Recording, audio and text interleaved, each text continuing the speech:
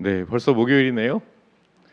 네, 오늘 주제는 남은 자손의 사명에 대해서 함께 생각해보는 시간을 갖도록 하겠습니다. 먼저 요한계시록 14장 6절을 세천사의 기별의 첫 번째 부분이죠. 함께 낭독해 보겠습니다. 시작. 또 보니 다른 천사가 공중에 날아가는데 땅에 거하는 자들 곧 여러 나라와 족속과 방언과 백성에게 전할 영원한 복음을 가졌더라. 아멘. 한 사람을 소개시켜 드리고자 합니다. 혹시 뭐 우리나라 사람 아니고 뭐 세계적인 뭐 아이돌도 아닌데 혹시 이 사람 사진 본 분 계십니까? 네, 이름은 아마 들어보시면 어딘가 들어본 그런 분일 겁니다. 이름은 오스카 와일드라는 사람입니다. 어딘가 들어본 적 있으시죠? 네, 작가입니다. 아일랜드 출신의 극작가고요. 빅토리아 시대 가장 성공한 극작가로 꼽히는 인물입니다. 이 사람은 이렇게 말했습니다. 제가 오스카 와일드라고 생각하고 한번 얘기해 볼게요. 나는 고상한 것이 다 싫다. 하나님이고 뭐고 고상한 얘기를 하면 골치가 아프고 싫으니까 좀 더 즐기는 방향으로 나가고 싶다. 뭐 이런 투보다 좀 더 삐딱하게 얘기했을까요? 네, 여튼 이렇게 얘기했습니다. 이 사람은 어떻게 살았을까요? 혹시 뭐 오스카 와일드에 대해서 이야기를 들어본 분 계시면 알겠지만 그렇지 않은 분들이라면 이렇게 말해놓은 이 사람은 어떻게 살았을 것 같아요? 말 그대로 즐기면서 살았다고 합니다. 즐기면서. 그러다가 나중에 어디까지 가냐면 교도소까지 갑니다. 뭐예요? 즐거움의 끝은 사실 책임 안에서 즐거움을 즐겨야 되는데 그렇지 않았다고 같습니다. 그래서 그 사람은 그런 경험 뒤에 이렇게 말합니다. 내가 골방에서 혼자 즐기면서 하던 일 때문에 훗날 내가 지붕에서 통곡할 줄은 몰랐다. 내가 쾌락에 내 자신을 맡기자 내 영혼은 이미 무엇을 잃었다고요? 방향을 잃었다. 제가 방향에 대한 얘기를 첫날에 해서 사실 가끔 이렇게 제가 방향이라는 단어를 사실 꺼내고 있습니다. 지금도. 오스카 와일드뿐만 아니라 오늘날도 많은 사람이 인생의 방향을 잃고 헤매고 있습니다. 솔직히 말씀드리면요, 인생의 방향이라는 것 자체를 생각해보지 않은 사람이 더 많습니다. 그냥 잘 살면 되고 돈 많이 벌면 되고 대부분 이렇게 살죠. 오스카 와일드의 글들 중에 여러분께서 가장 잘 아실 만한 제목이 이겁니다. 행복한 왕자. 들어보셨습니까? 이렇게 얘기해도 모르시는 것 같은데 이렇게 얘기하면 좀 알 수 있습니다. 혹은 자녀들이나 손자, 손녀에게 행복한 왕자라는 동화책을 읽어드려 본 적 있습니까? 있어요? 이건 아버지 이건 조부모로서 이건 점수를 좀 깎아야 될 것 같습니다. 정말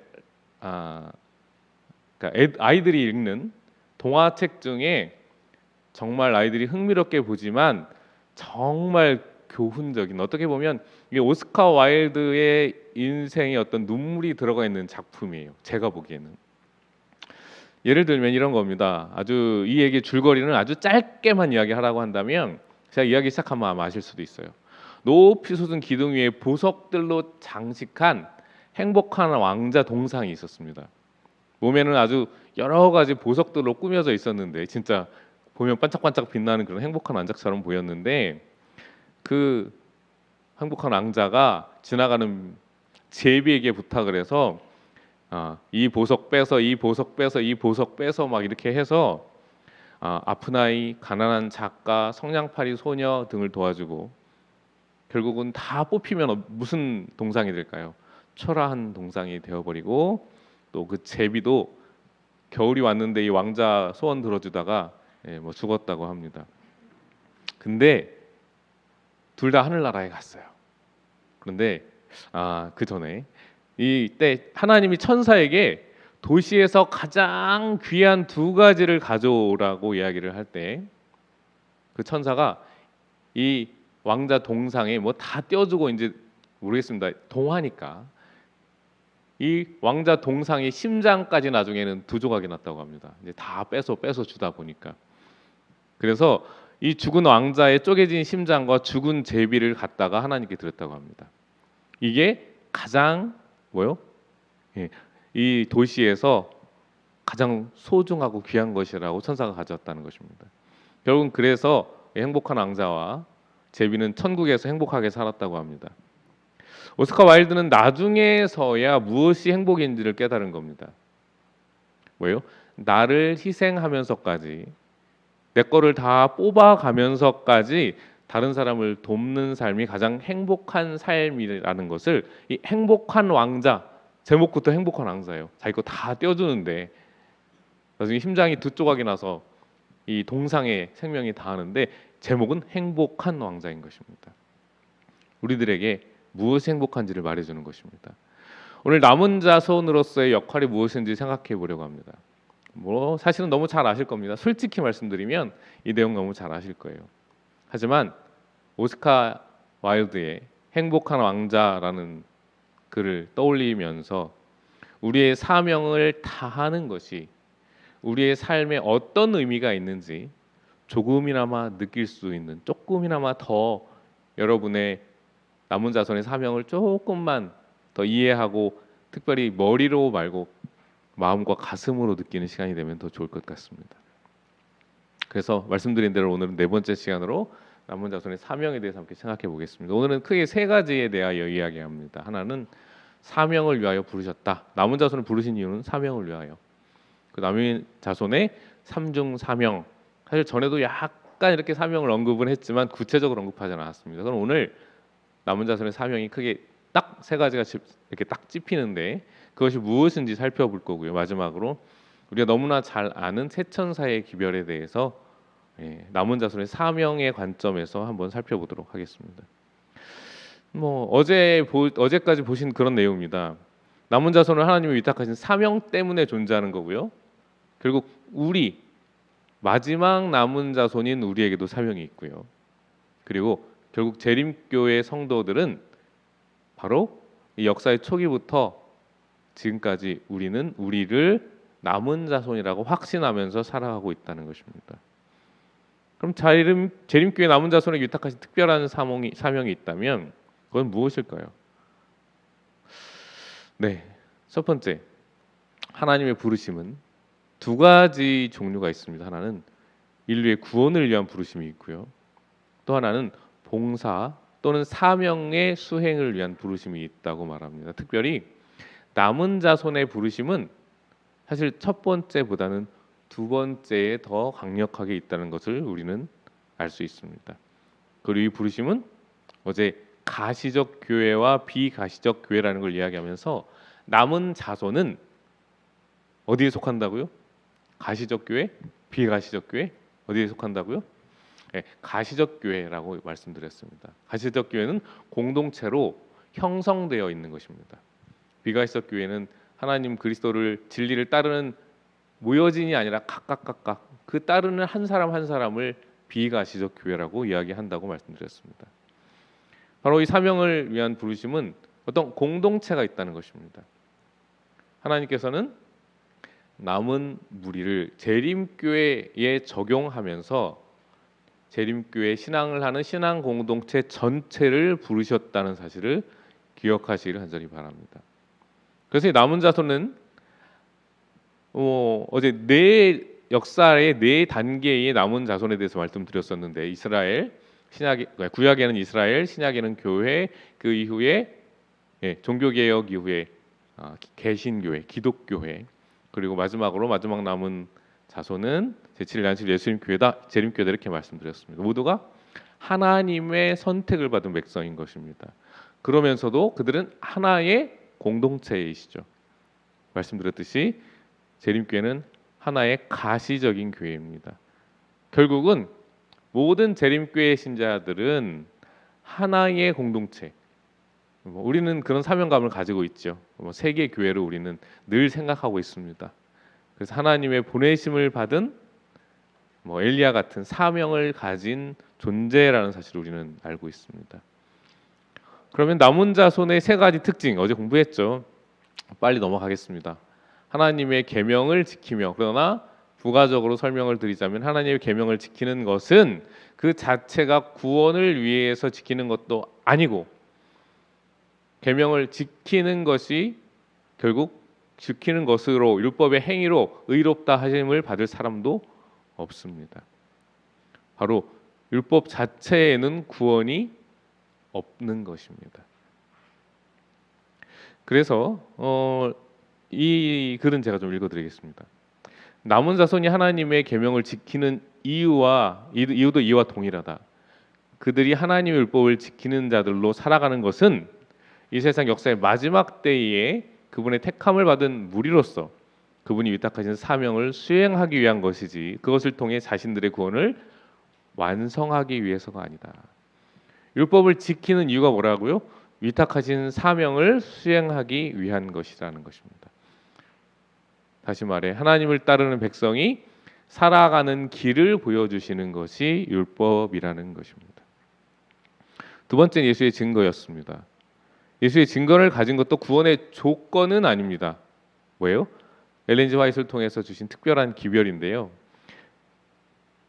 사실 인류의 구원을 위해서는 성경 이외엔 다른 책이 사실 꼭 필요한 것은 아닙니다. 이 안에 구원의 길, 예수 그리스도의 십자가 그리고 그 따르는 자들 어떻게 살아야 될 것은 다 말씀하고 있어요. 하지만 이 예언의 신은 증거는 예수의 증거는 우리가 사명을 마지막 남은 자손이 주님께서 우리에게 주신 사명을 다하기 위한 지침서로 주셨다는 사실을 기억하시기를 간절히 바랍니다. 근데 약간 뭐 이렇게 책에 있는 얘기도 아니고 하지만 개인적으로 약간 아쉬운 점이 사실 있습니다. 제가 그 목사님들이 이제 작년 말부터인가요? 상임위원회라는 것을 조직해서 충청합회 모든 목사님들이 이렇게 분과식으로 조직을 해서 합회 사업에 이렇게 좀 더 제안을 하기도 하고 합회 사업의 그 분야에 건의를 하기도 하고 또 머리를 맞대고 생산적인 대화 이런 것들을 많이 합니다. 저는 제가 희망하는 게 있어서 여성가족 상임위원회에 들어가서 일하고 있는데요. 회의를 하고 가끔씩 하는데요. 그러니까 여성전도부장님 정순애 부장님이죠. 정순애 부장님이 저한테 딱 던진 말이 사실 있었습니다. 요즘은 우리 교회가 이 쉽게 말해 세상에 이렇게 표현을 집사님 하셨는데 우리나라의 국가의 가족 정책보다 뒤처져 있죠라는 질문이셨습니다. 궁금해서 물어본 게 아니라 그렇다는 거죠. 사실 재림교회는 적어도 제가 목회를 시작할 때나 제가 어렸을 때 많은 세상이 알지 못하는 쉽게 말해 현대 진리들을 우리는 가지고 있다고 아주 강하게 자부심을 가졌습니다.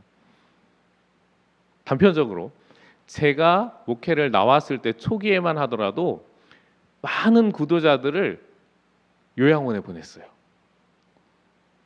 정말 많이 보낸 전도사 목사 중에 한 사람이 접니다. 요양원에 엄청 많이.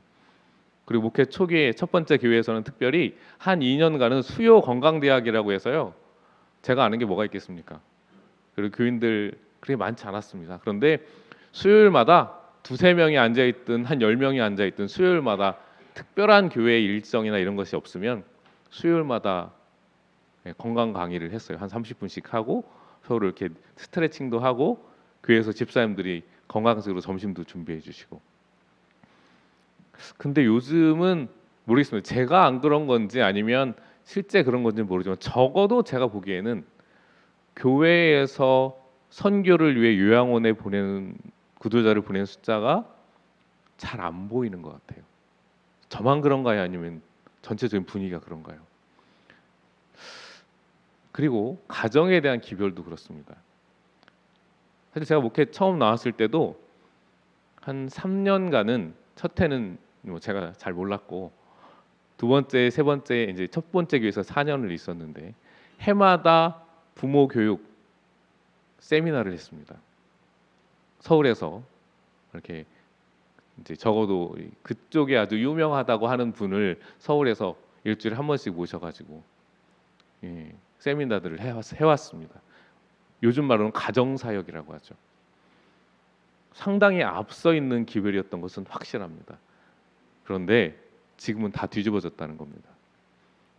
우리는 그 기별을 가지고 있지 않은 게 아닙니다. 가지고 있는데 가지고만 있는 것입니다. 세상은 옛날에 예를 들어서 1980년대 중반 이후로 우리나라의 이상구 신드롬이라는 게 있었죠. 그런데 우리 교회는 거기에 멈춰 있는 것입니다. 그러나 세상은 그것을 상당히 가치 있게 받아들이고 거기에 많은 비판하는 사람도 있었지만 아직도 결국은 대체의학 같은 것들을 적극적으로 받아들이고 오히려 우리의 수준보다 더 많은 수준이 올라가 있는 게 사실입니다.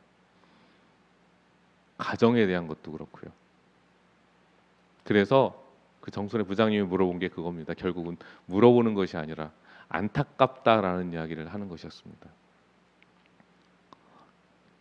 사실 사명 완수를 위해서 성령을 통해서 우리에게 가정에 대해 건강에 대해 또 여러 가지들에 대해서 사실 실제적으로는 교회 전도법에 대해 다양한 기별들을 우리에게 주셨는데 우리는 그냥 그것을 가지고 있다는 것 자체로 만족하고 머릿속에만 넣고 살았다는 것이 사실 제가 통탄하고 있는 그런 점인 것입니다. 다시 말해 예언의 씨는 사명 완수를 위한 지침서를 주셨다는 지침이 뭡니까? 지침. 나중에 집사님 지침이 뭐예요? 지침 내려오죠. 도청에서 보건복지부에서 내려오죠. 지침이 뭐예요? 이대로 사업하면 된다라는 거잖아요. 그렇죠? 이대로 사업하면 됩니다.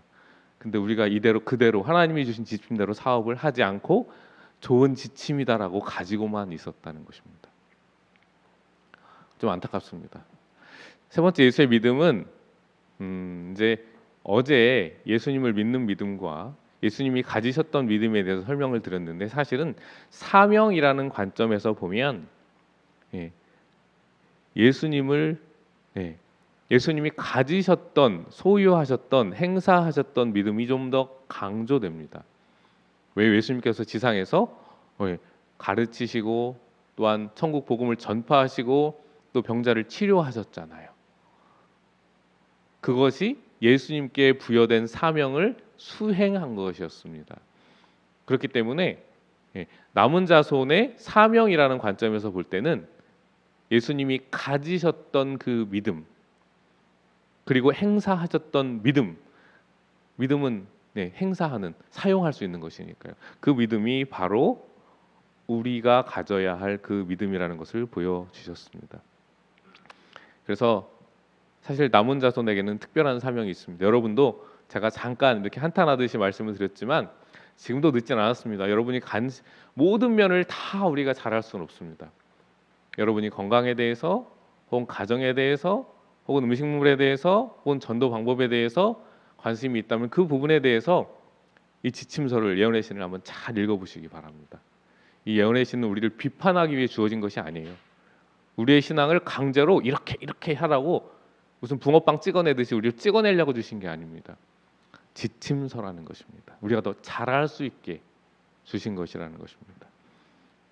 결국은 그 특별한 사명이 있다는 걸 기억하시고 또 결국은 율법에 대한 부분, 그 우리가 하나님의 율법을 보관자라는 것은 그걸 잘 지켜서 율법의 생명력이 사라지지 않도록 보존하는 것, 그건 율법을 지켜야 하는 것이죠. 결국 그걸 통해서 그런 과정을 통해서 하나님의 품성을 우리가 옹호하게 되는 것입니다. 여기에 남은 자손의 삼중 사명에 대해서 이야기합니다. 빨간 글씨만 읽어볼까요? 이게 딱 삼중 사명을 세 가지를 말한 겁니다. 빨간 글씨만 시작. 율법을 회복, 품성을 옹호, 세상을 준비. 이 세 가지가 남은 자손에게 주어진 3대 이렇게 표현하기도 맞는 것 같아요. 세 가지 큰 사명이라고 볼 수 있습니다. 첫 번째로 하나님 율법을 회복하는 것입니다. 하나님 율법을 회복하는 것은 말씀드린 대로 그 율법 우리가 따라가면서 순종해 가면서 근데 뭐 사실 순종하고 따라간다는 의미보다는 그 율법을 따라가는 삶을 우리가 살아가면서 그것이 하나님을 결국은 옹호하는 것입니다. 왜요? 율법에는 하나님의 품성이 계시되어 있고 드러나 있기 때문에 우리가 그것을 따라 순종한다는 의미는 결국은 하나님의 품성이 선하시고 아름답다는 것을 우리의 삶을 통해 드러나는 것이기 때문인 것입니다. 어쨌든 마지막 시대에 거룩한 제도 회복되어야 된다는 것입니다. 율법에 무너진 부분들이 보수되어야 한다는 것입니다. 다시 말해 하나님에 대해서 사람들이 가지고 있는 잘못된 모습들을 회복해야 된다는 것이죠. 그리고 결국 하나님 율법은 우리의 삶을 좀 더 개혁해야 하는, 제가 말씀드린 것처럼 우리에게 주신 삶의 지침을 다시 회복하고 그 지침에 따라 살아가면 자동적으로 삶의 개혁이 되는 것입니다. 사실은. 그래서 나무무리로서 계속 살아가야 되는, 그리고 하나님의 계명을 순종하여 따라가는 것, 그리고 그리스도와 협력하는 것, 이것이 바로 율법의 회복이라고 설명할 수 있는 것입니다. 근데 첫날부터 말씀드렸듯이 사탄은 계속해서 하나님 율법을 공격합니다. 왜요? 하나님 율법은, 사단이 말하기를 하나님 율법을 주신 이유는 인간의 행복을 좀 억누르기 위해서라고 말을 하고 있습니다. 그래서 사탄의 노력의 결과로 하나님의 율법은 진짜 파괴됐다는 의미보다도 인간들의 삶과 인간들의 생각 속에서 점점 허물어지고 훼손되고 결국 인간의 사회에서 변경되고 있는 것입니다. 그러나 예수님은 사단의 주장을 반박하고 율법을 옹호하기 위해서 결국 십자가에 달려 돌아가심으로 율법도 선하고 하나님의 자비도 선하고 의롭다는 것을 우리에게 보여주는 것입니다. 두 번째 나무무리의 사명의 큰 두 번째 특징은 하나님의 품성을 옹호하는 것이라고 말씀드렸습니다. 그런데 무엇을 통해서 하나님의 품성을 옹호한다고요? 첫 번째 줄이요. 자신의 삶을 통해서. 사실 우리 그러지 않습니까? 가장 큰 전도의 가장 큰 도구는 성도들의 삶이라는 걸 여러분 아시지 않습니까? 그렇잖아요. 말을 잘하는 사람을 따라서 교회 오는 분보다 정말 향기로운 삶, 은은하지만 말을 잘하지는 않지만 좀 어눌할 수도 있지만 그러나 그 삶에서 그리스도의 향기가 나는 사람들은 따라서 교회에 옵니다. 그게 바로 이 점을 이야기하고 있는 것입니다. 그러나 사탄에 의해서 하나님의 품성이 많은 사람들에게 오해되고 있습니다. 결국은 하나님의 백성들은 우리의 삶 속에서 하나하나 보여지는 우리의 삶을 통해 하나님께 영광을 드러내게 될 것입니다. 사실은 의무적으로 드러내야 됩니다. 이런 의미보다 주님께서 주신 그 삶을, 그 기별을 따라 한 걸음 한 걸음, 뭐 이만큼 성장할 수 없어요. 한꺼번에 조금씩 성장해 가다 보면 나도 모르게 하나님의 형상을 조금씩 더 드러내게 될 것이라는 것입니다. 결국 사탄의 일은 하나님의 품성을 거짓되게 드러내는 것입니다. 그러나 예수님께서는 하나님의 품성을 보여주심으로 마귀의 십자가로서 모든 것을 희생하시며 마귀의 일을 멸하시고 온 우주 앞에서 하나님의 품성을 결과적으로 십자가에서 옹호했습니다. 그리고 그와 똑같은 사명이 누구에게 주어졌다고요? 우리에게, 남은 무리에게. 그것이 또 아까 말씀드린 이제 다음으로 연결되는 예수님의 믿음, 예수의 믿음, 예수님이 가지셨던 그 믿음, 예수님이 사명을 수행하셨던 그 믿음, 그 믿음이 우리에게 주어졌다는 것을 여기서 이야기하고 있는 것입니다. 결국은 우리는 재림을 위해 세상을 준비시키는 것이 세 번째 남은 자손의 사명입니다. 세천사의 기별을 여기서 이야기하고 있죠. 결국은 우리가 삼중기별이다, 세천사니까 세 가지 기별, 삼중기별이라고 우리가 이야기합니다. 결국은 하나님께서는 우리에게 이 세 개의 사명을 맡기신 것을 우리는 압니다. 그래서 자주 이야기하죠. 그럼 세천사가 누구냐? 그 세천사는 바로 누구라고요? 하나님의 성도들을, 하나님의 사명을 받아서 하나님께서 천사를 통해 외치신 그 기별을 세상에 전달하는 사람. 누가 전달해요? 우리가 전달하는 것입니다. 그렇기 때문에 남은 자손의 세 번째 중요한 사명은 세천사의 기별을 전파하는 것입니다. 전하는 것입니다. 전달하는 것입니다. 그래서 하나님께서는 우리 제7일 안식일 예수 재림교를 남은 무리로 부르면서 아주 명확한 부르심의 목적이 있습니다. 그것은 이 기별이 우리에게 주어졌고요. 또 우리가 그의 말씀을 우리의 삶으로 옹호함으로, 지지함으로 결국은 하나의 운동을 우리가 일으키고 있는 것입니다. 그러면 재림을 위해 세상을 준비시킨다는 것은 무엇을 의미할까요? 재림을 위해 세상을 준비시킨다는 것. 첫 번째, 사실은 모든 사람을 다 준비시킬 수 있는 것은 아니라는 것입니다. 모든 사람이 다 회개하고 다 구원받을 수는 없습니다. 다만 하나님은 모든 사람이 다 구원받고 하나님을 알기를 원하시는 것이죠.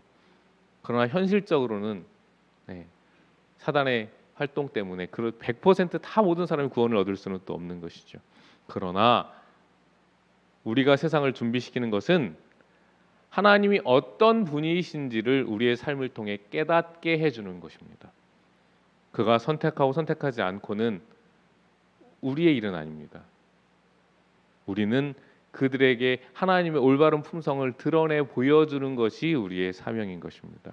그래서 결국은 이것이 하나님이 진리인지 사단의 말이 진리인지를 그들이 선택할 수 있게, 그들이 스스로 택할 수 있게 우리는 도와주고 또 하나님께로 인도하고자 노력하는 것입니다.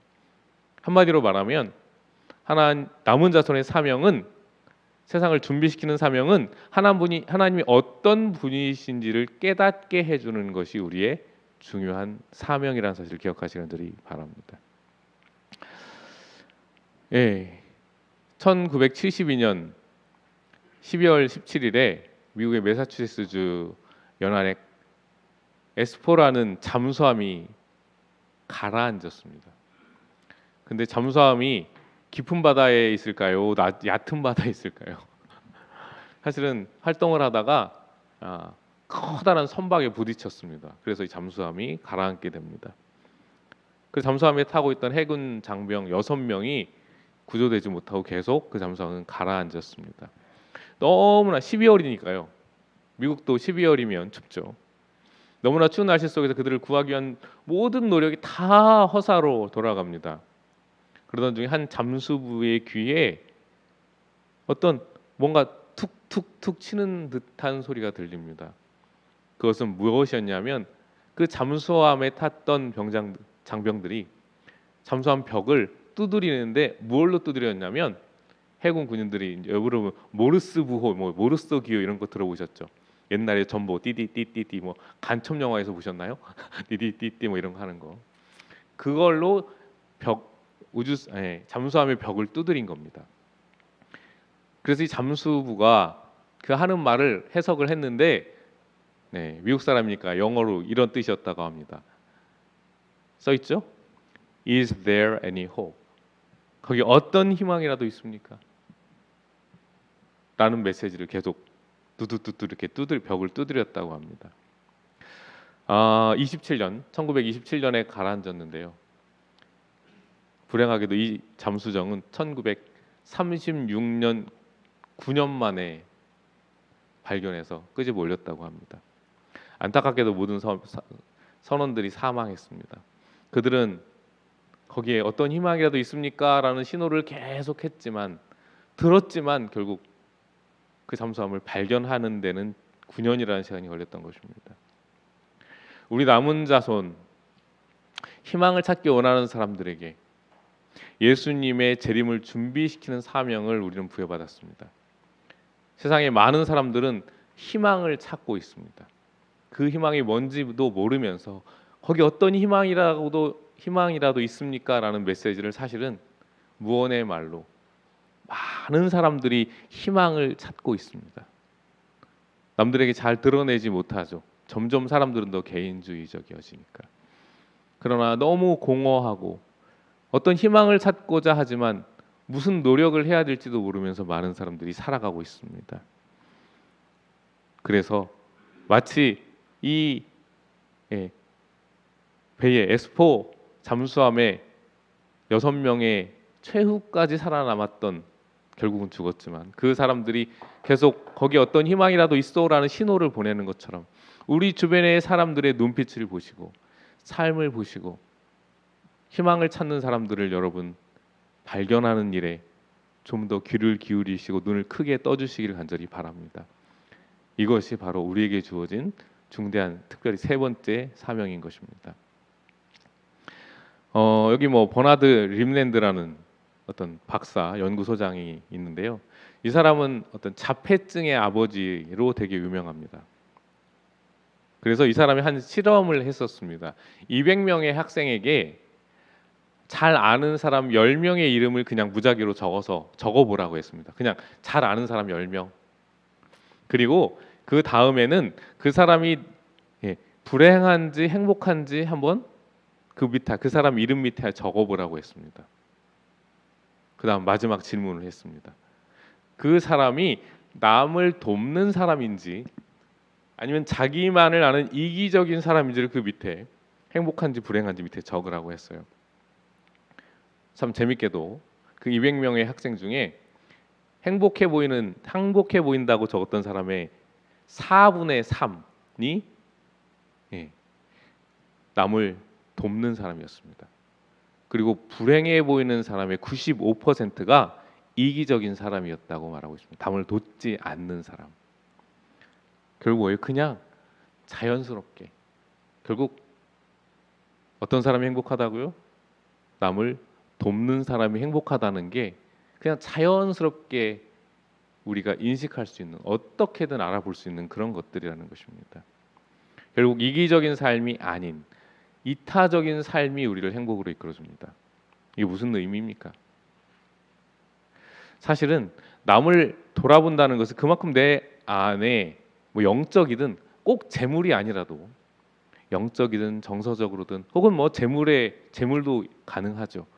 어떤 조금의 여유라도 있기 때문에 돌아볼 수 있는 것입니다. 그래서 행복한 거죠, 사실은. 또 거꾸로 우리가 마지막 시대의 마지막 남은 무리의 사명을 충실히 수행하고 새 천사의 사명을 충실히 감당한다면 많은 사람들을 하나님께로 돌아오게 할 뿐 아니라 결국 누구의 삶이 구원을 얻고 누구의 삶이 행복해질까요? 그렇게 전하고 돌아오게 하는 우리의 삶이 행복해지고 우리가 구원을 얻게 된다는 것을 이 림랜드 박사의 예를 통해 우리도 좀 더 나아가서 교훈을 찾을 수 있습니다. 우리 모든 성도님들 이런 행복을 경험하게 되시란 소리 바랍니다.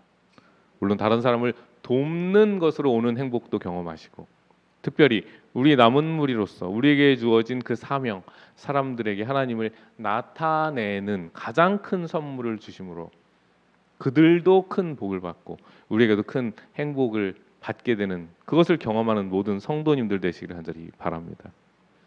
오늘 마지막 부분은 새천사의 기별입니다. 새천사의 기별은 하늘에 예수님 오시기 재림 직전에 세상에 보내지는 마지막 기별이라고 우리는 알고 있습니다. 이 세상에 회개하라는 마지막 새천사의 기별을 전하는 것은 말씀드렸지만 남은 무리의 중요한 사명입니다. 그런 의미에서 함께 요한계시록 14장 6절 7절 함께 읽어보겠습니다. 시작. 또 내가 보니 다른 천사가 공중에 날아가는데 땅에 거하는 자들 곧 여러 나라와 족속과 방언과 백성에게 전할 영원한 복음을 가졌더라. 그가 큰 음성으로 가로되 하나님을 두려워하며 그에게 영광을 돌리라. 이는 그의 심판하실 시간이 이르렀음이니 하늘과 땅과 바다와 물들의 근원을 만드신 이를 경배하라 하더라. 네, 우리가 아는 첫째 천사의 기별입니다. 사실은 첫째 천사의 기별은 영원한 복음을 가졌더라. 영원한 복음입니다. 사실은 온 우주의 행복을 위한 하나님께서 하신 일과 그 하나님께서 하신 일의 결과를 보여줍니다. 결국 복음은 풍성한 품성과 삶으로 전파되어야 합니다. 우리의 삶으로. 결국은 우리 자신이 무엇이 되어야 된다고요? 복음이 되어야 한다는 것을 기억하시길 간절히 바랍니다. 대부분의 그리스도인들은 복음을 죄인의 구원과만 연관시켜서 생각을 합니다. 죄로부터의 구원은 복음의 개념을 타락한 세상에 어쩌면 가둬놓는 그런 꼴이 되고 맙니다. 하지만 하나님의 복음은 타락한 인류만을 위한 것이 아닙니다. 사실은 온 우주의 행복을 위해 하나님께서 무엇을 하셨는지, 그리고 하나님께서 하신 일의 결과가 무엇인지 그것을 보여주는 것이 복음인 것입니다. 복음은 기별자들의 이 입술과 또 그 말과 메시지뿐 아니라 전달하는 사람의 품성과 삶을 통해 전파되어야 하는 것입니다. 말씀드렸듯이 결국 기별자 자신이, 나무무리 자신이, 결국 우리 자신이 우리의 자신의 삶이 기별이 되어야 하는 것입니다. 그리스도께서는 이 땅에 계시는 동안 많은 사람에게 구원의 복음을 전파하셨습니다. 하지만 실제로 그들에게 전파된 복음은 그분의 입술을 통해 나오는 말씀이 아닌 예수님 자신이 복음이셨고 예수님 자신이 말씀이셨던 것입니다. 첫째 천사의 기별에 전파된 그 영원한 복음은 인류에 관한 복된 소식이라는 말에서 끝나는 것이 아니라, 한정되는 것이 아니라 모든 피조물에게 언제나 복된 소식이 되어주는 창조주 하나님이라는 의미로 이해되는 것이 더 적당합니다. 하나님, 그분께서 복음이라는 것을 우리는 전파해야 하는 것입니다. 그럼 영원한 복음의 내용은 뭡니까? 하나님을 두려워하고 그분께 영광을 돌리라는 것이고요. 천지를 창조하신 하나님을 경배하라는 것이 첫 번째 천사의 영원한 기별의 영원한 복음의 내용이었던 것입니다. 이게 두 번째죠. 함께 읽어보겠습니다. 시작. 무너졌도다 무너졌도다 큰 성 바벨론이여, 이 모든 나라를 그 음행으로 인하여 진노의 포도주로 먹이던 자로다. 예, 너무나 잘 아는 둘째 천사의 기별의 내용입니다. 바벨론에서 나오라는 기별을 전하고 있죠. 바벨론은 하나님을 대적하는 세력을 상징하고요. 또 바벨탑 알죠? 바벨탑을 세웠던 거기서 바벨론이라는 곳이 생겼는데 그 바벨탑의 목적은 자신을 높이려는 니므롯과 그의 후손들에 의해 생겼습니다. 결국 바벨론의 정신은 자신을 높이는 것이고요. 결국 바벨론 제국은 하나님의 백성들의 성전을 파괴하고 예배 제도를 파괴하고 그리고 포로로 잡아가서 거짓 신을 섬기도록, 우리 다니엘서 1장의 주제는 어떤 신을 섬기느냐가 사실은 다니엘서 1장의 주제인 것처럼 그 바벨론은 거짓 신을 섬기도록 강요하였습니다. 바벨론은 많은 것들을 표상해요. 이처럼 사람이 만든 거짓 예배 제도를 상징하기도 하고요. 또한 배도한 교회를 상징하기도 합니다. 그리고 그가 한 음행의 포도주로 뭐 이렇게 할 때 그 음행은 종교와 국가 세력이 결탁해서 하나님 백성을 공격하는 것을, 또 사람들을 미혹하는 것을 말합니다. 그리고 포도주는 이단적 가르침을 말합니다. 바벨론은 결국 참과 거짓을 막 혼합시켜서 이게 참인지 거짓인지 구별 못하게 하는 것이 바벨론이라는 것이죠. 그래서 많은 다른 이설을 가진 사람들 혹은 다른 자기들이 진리라고 주장하는 사람들의 말을 들어보면 일부는 상당히 설득력이 있어요. 일부는. 그리고 가장 강력하게 효과적으로 전도합니다. 그러나 전반적으로 볼 때에는 거기에 많은 치명적인 오류들이, 여기 있는 표현으로 음액의 포도주가 섞여 있는 것입니다. 계시록의 바벨론은 거짓 예배제도, 사람이 만든 그런 예배제도를 상징하고요. 이 모든 나라를 음행으로 인하여 진노의 포도주를 먹였는데 그 음행, 우리는 포도주 그런 것들을 함께 살펴보았습니다. 그럼 바벨론은 어떻게 해석을 해야 될까라는 겁니다. 역사적으로는 이제 배도하고 타락한 교회, 혼합된 교회, 그렇죠. 진리가 아닌 것들로 특별히 정치적인 또 여러 가지 세상적인 권력과 혼합돼 버린 배도한 타락한 교회. 영적으로는 개인적으로 해석을 해야죠. 그것은 바로 순수함, 재림 성도로서의 나무물에서의 순수한 신앙을 상실하고 또 하늘의 원칙과 세상의 원칙이 막 세상의 삶이 뒤엉켜버린 혼잡한 개인의 신앙의 상태를 영적으로 우리는 해석할 수 있을 것입니다. 둘째 천사의 기별은 결국 다니엘의 몰락을 선포합니다. 또한 바벨론을 심판할 것이라고 선포합니다. 그러므로 심판할 거야, 너희 죽었어, 이게 아니라 끝에는 뭐라고요? 거기서 나오라고 말씀하고 계신 것입니다. 여기 기별에도 무서운 심판이라기보다는 심판 받을 수밖에 없으니 제발 나와라라고 속삭이시는 하나님의 품성이 들어가 있습니다. 예, 결국은 이 배도한 교회 안에 있는 참 백성에게 주신 기별들은 거기서 나오라, 단순하고 순수한 신앙으로 돌아가라라는 것이죠. 결국 이제까지 보면 첫째 천사는 누구를 예배하느냐, 하나님을 경배하라는 말을 하고 있고요. 둘째 천사는 어떻게 경배하느냐, 예, 거기서 나와서 바벨론에 나와서 단순하고 순수한 신앙을 회복하라라는 말씀을 하고 계십니다. 그러면 세 번째 천사의 기별을 봐야겠죠. 함께 읽어보겠습니다. 좀 길지만 또박또박 읽어보겠습니다. 시작. 만일 누구든지 짐승과 그의 우상에게 경배하고 이마에나 손에 표를 받으면 그도 하나님의 진노의 포도주를 마시리니 그 진노의 잔에 섞인 것이 없이 부은 포도주라. 거룩한 천사들 앞과 어린 양 앞에서 불과 유황으로 고난을 받으리니 그 고난의 연기가 세세토록 올라가리로다. 짐승과 그의 우상에게 경배하고 그 이름의 표를 받는 자는 누구든지 밤낮 쉼을 얻지 못하리라. 예, 죄송합니다. 받는 자는입니다. 해천사의 기별은 결국 우상에게 경배하는, 짐승과 그의 우상에게 경배하는 자들에 대한 경고입니다. 짐승은 요한계시록 13장에 나오는 첫째 짐승을 의미하고요. 짐승의 우상은 그 짐승이 세운 우상이겠죠. 쉽게 말하면 새끼양 같은 둘째 우상이, 짐승이 세운 만든 우상입니다. 그래서 결국은 우리가 이 내용들을 잘 살펴보면 결국 이 짐승은 땅에서 사탄의 대리자로 활동하는 존재라는 것을 우리는 알 수 있습니다. 그리고 어쩌면 하나님의 순수한 신앙 예배가 아니라 배도한 종교를 하나님께로부터 떨어지는 인간적인 종교죠. 어떻게 보면 사탄의 종교고요, 사탄의 정신이고요. 그런 것들이 녹아 있는 배도한 종교를 이야기하고 있는 것을 압니다. 짐승은 교회와 정부의 연합체라는 것을 알 수 있습니다. 그리고 짐승의 우상은 어쩌면 짐승과 또 비슷한 거니까요. 짐승과 연합한 거니까요. 짐승과 유사한 또 하나의 연합체라는 것을 우리는 알 수 있습니다. 그리고 짐승은 하나님의 참 백성을 핍박하고요.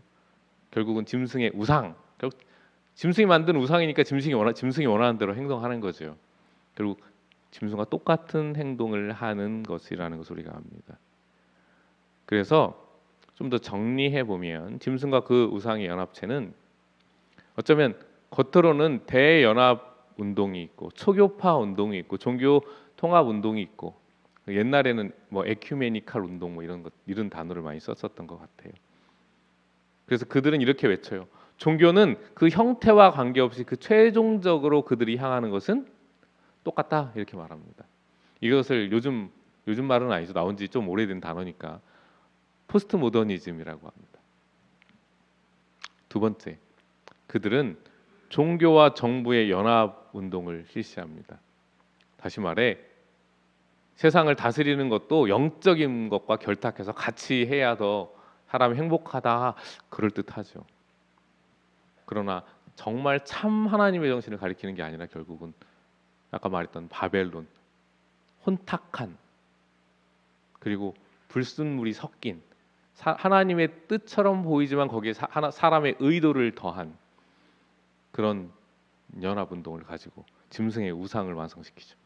연합의 핵심 요소는 사실은 드러나는 것은 결국 일요일이 될 것입니다. 하나님의 날이 아닌, 그리고 결국은 교회의 연합, 종교의 연합, 종교와 정부의 연합, 결국 공통 문본은 나중에 이 성경을 연구하고 예를 연구하다 보면 결국 드러나는 것은 일요일 숭배로 드러나게 될 것입니다.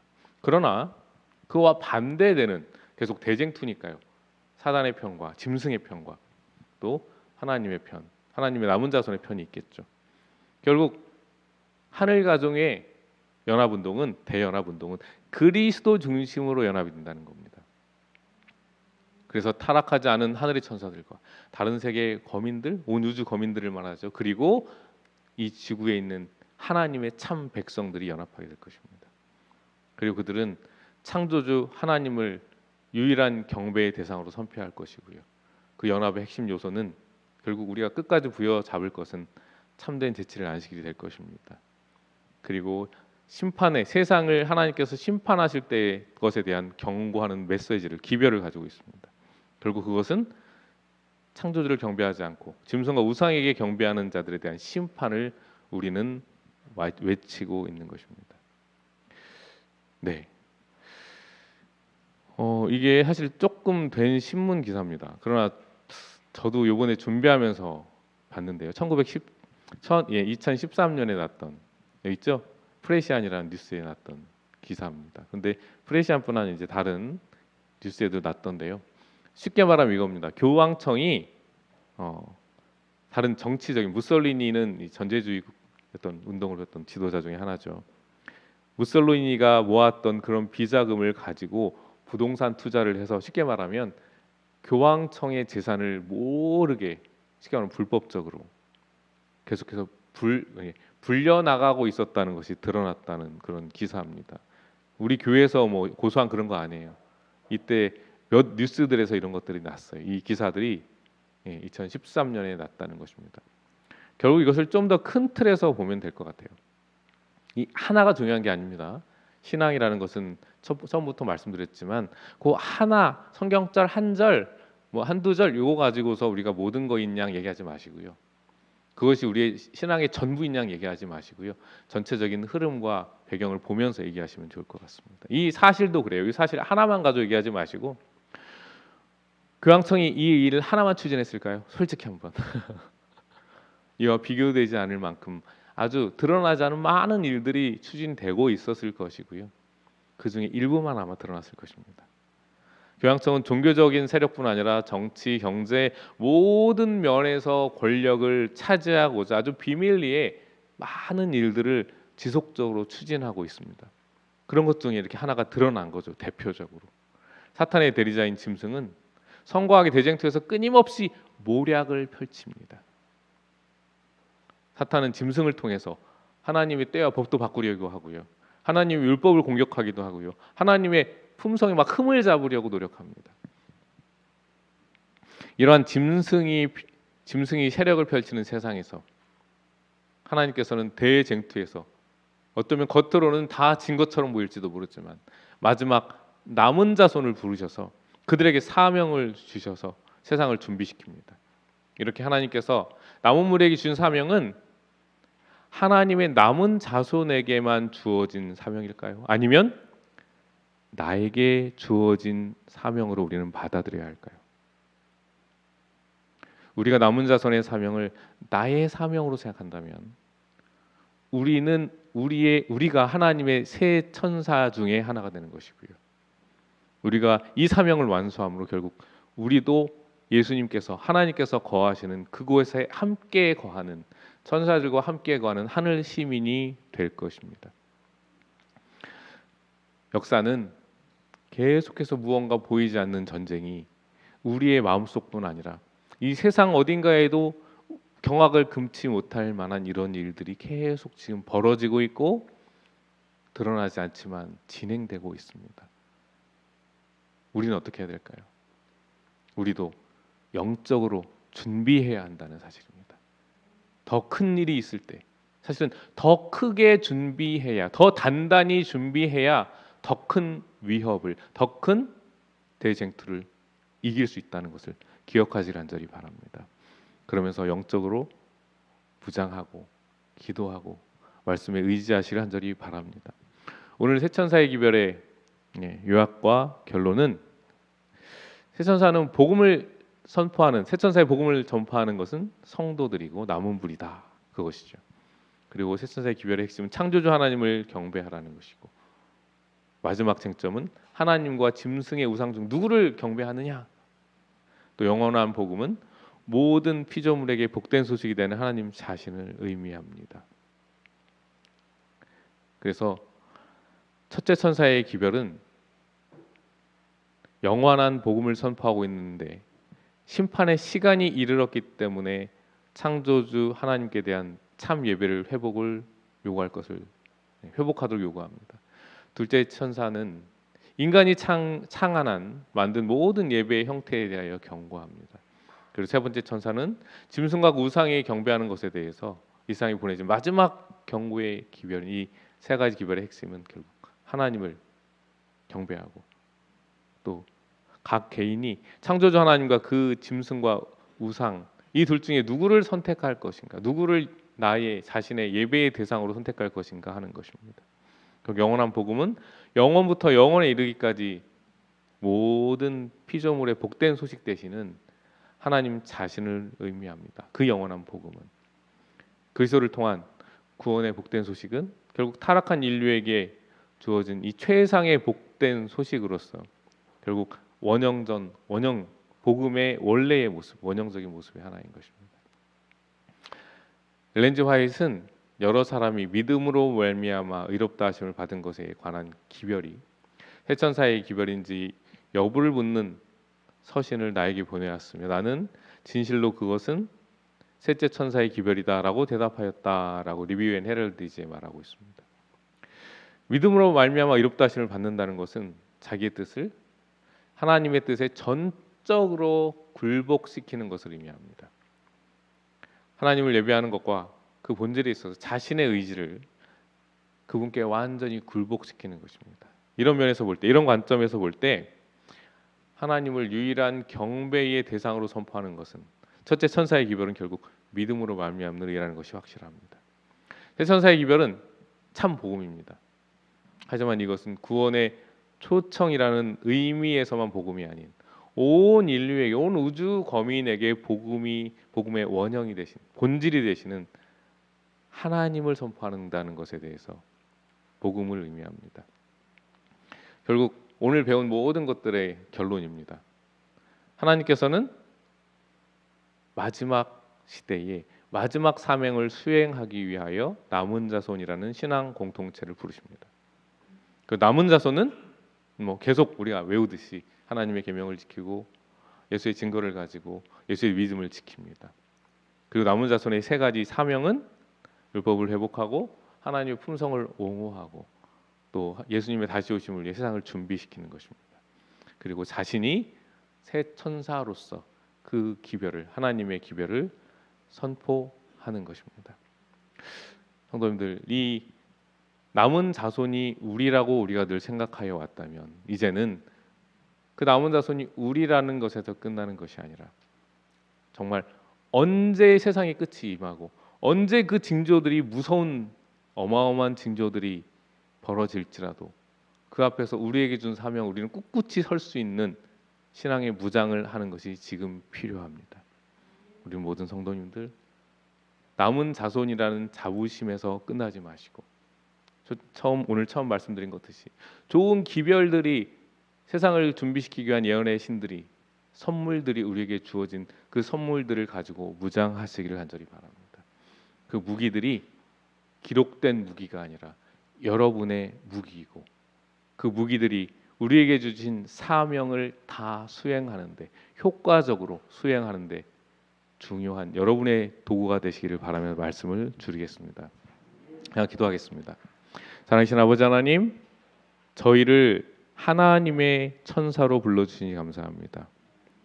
우리는 남은 자손이라고 하나님의 남은 자손이라고 줄기차게 이해해오고 또 믿고 왔습니다. 그러나 이제는 그 남은 자손이라는 사실에 흥분하지 않고 남은 자손에게 주어진 사명을 다하는 우리가 되게 하여 주시옵소서. 우리가 그렇게 세상에 복음을 전하고 그들의 구원을 위하여 나누어 줄 때에 우리도 하나님의 종이 되고 하나님의 도구가 되고 하나님의 품성을 드러내는 하나님을 닮아가는 하나님의 남은 자손이 되게 하여 주시옵소서.